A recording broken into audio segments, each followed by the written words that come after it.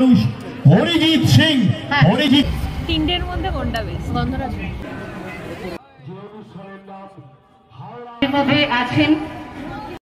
আজ আমি চলে এসেছি হাওড়া ক্রিসমাস কার্নিভালে।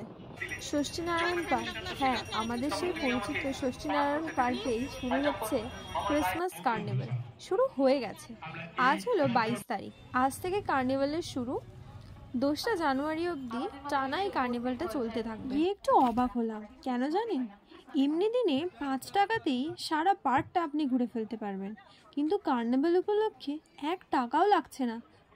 তার সাথে থাকছে দুর্দান্ত কিছু মন ভালো করে দেওয়ার ডেকোরেশন, আর থাকছে বিভিন্ন রকমের হাতের কাজ, জাদুর সামগ্রী, ক্রিসমাস টুলস, শাড়ি, জামা কাপড়, আয়না, খাওয়ার দাওয়ার, ভেটকি মাছের পাতুরি থেকে শুরু করে ফিশ ফ্রাই, মোদক থেকে শুরু করে মোমো, সব কিছুর সম্ভার নিয়ে ইকো পার্কে যেন একটা আলাদাই মেজাজ তৈরি হয়েছে।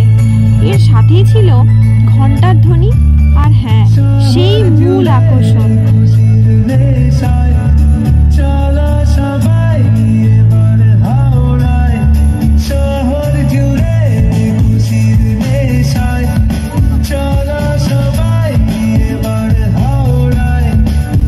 গানটা বাজলো, এটা কার গাওয়া সেটা নিশ্চয়ই আমাকে আর বলতে হবে না, আমি জানি আপনারা বুঝেছেন। কমেন্টে কিন্তু জানাবেন। এরপর আমি চলে এসেছিলাম মেন পার্কের এরিয়ায়। ও মা, আমি এখানে এসে তো অবাকই হয়ে গেছি। পার্কে যে এত সুন্দর সুন্দর দোলনা, স্লিপের ব্যবস্থা ছিল সেটা তো জানতামই। তাছাড়াও কিন্তু অনেক কিছু আছে যাতে বাচ্চাদের এনে বড়রা বোর না হয়, তার ফুল ব্যবস্থা আছে। সব থেকে মন ভালো করার জিনিস হচ্ছে এটা দেখেই মনে হয় যেন ছোটবেলাতে ফিরে যায়।